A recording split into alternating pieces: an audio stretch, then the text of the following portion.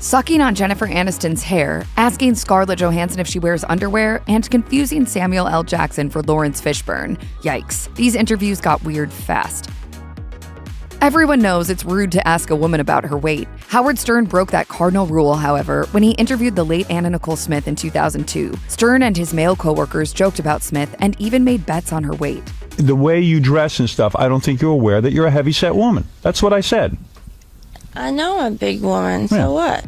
The talk show host repeatedly urged the model to prove him wrong by stepping on the scale, which she refused. The interview was problematic, to say the least. Viewers have since come out to chastise Stern for his crude line of questioning with Smith and many other female guests. I don't know why you're pissed off at me.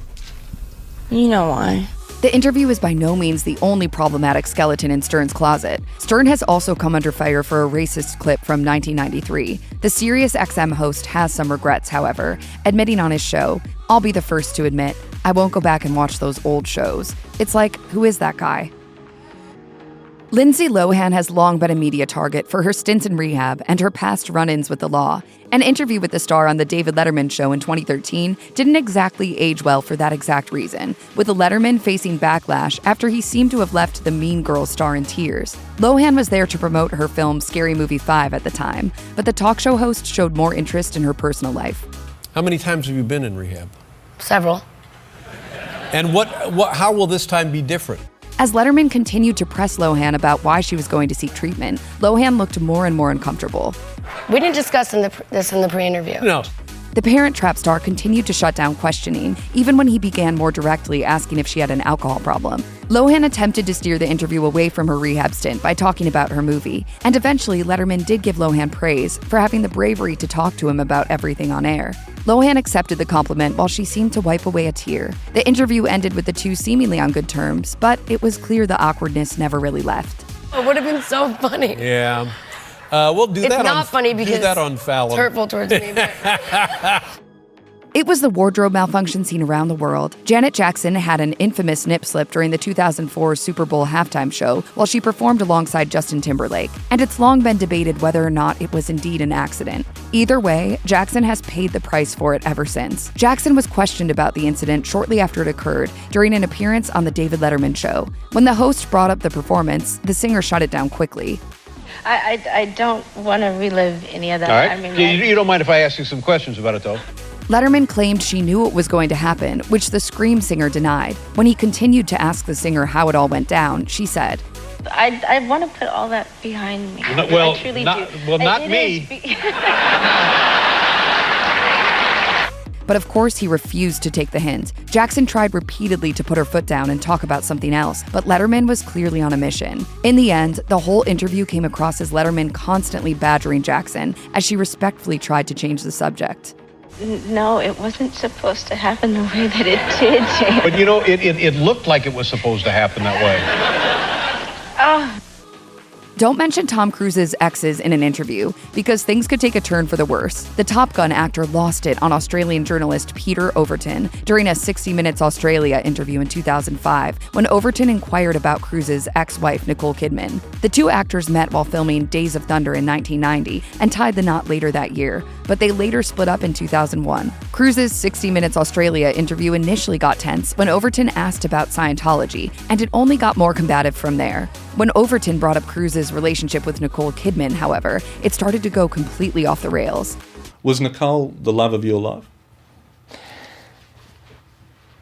What do you mean, Peter? He went on to wish his ex-wife well, but snapped at Overton when asked about his co-parenting and relationship with Kidman. Here's the thing, Peter. Yeah. You're stepping over a line now. You're stepping over a line. You know you are. I suppose they're questions Peter. that people want to know. Peter.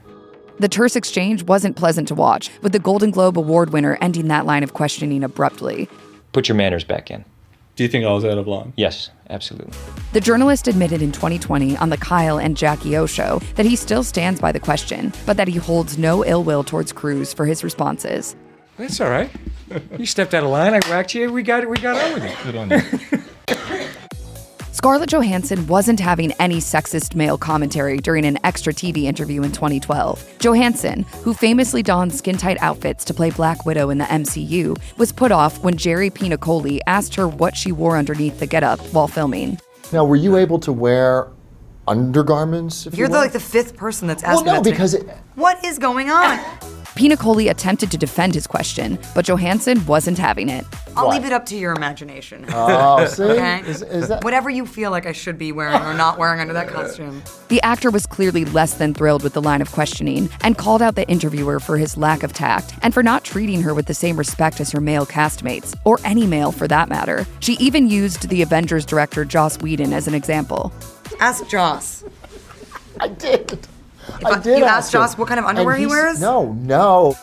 David Letterman got up close and personal with Jennifer Aniston, and not just by interviewing her on his talk show. The host invaded the murder mystery actor's personal space and left viewers in shock in a 1998 interview on The David Letterman Show. Aniston was joking about running into her fans in a steam room, to which Letterman then lewdly asked her if she was naked at the time. He took things even further when he leaned in closely to Aniston and, well, did this.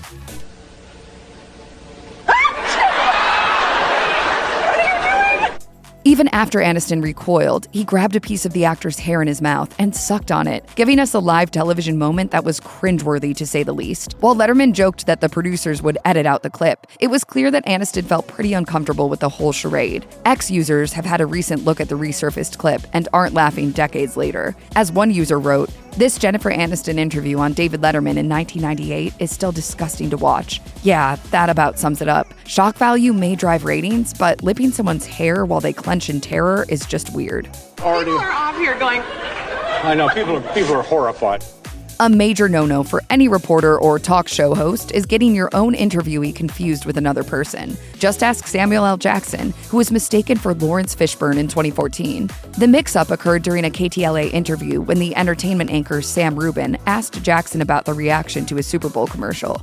Rubin was reportedly referring to an ad that Fishburne starred in during that year's Super Bowl. He quickly realized his mistake, but not before Jackson decided to lay into the reporter for the rest of the interview.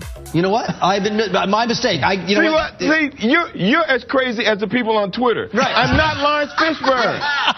That's my fault. Though Rubin attempted to shrug off the confusion, Jackson wasn't having it. Let's talk about RoboCop. Oh, hell no. Really? Really?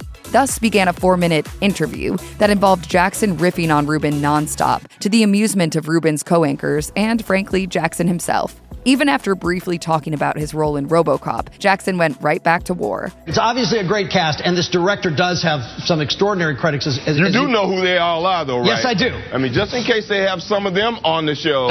Rubin later admitted that he had seen Jackson in a Captain America ad during that year's Super Bowl and had been referring to that, but still took the blame for the mix-up. He added that he also apologized to the actor.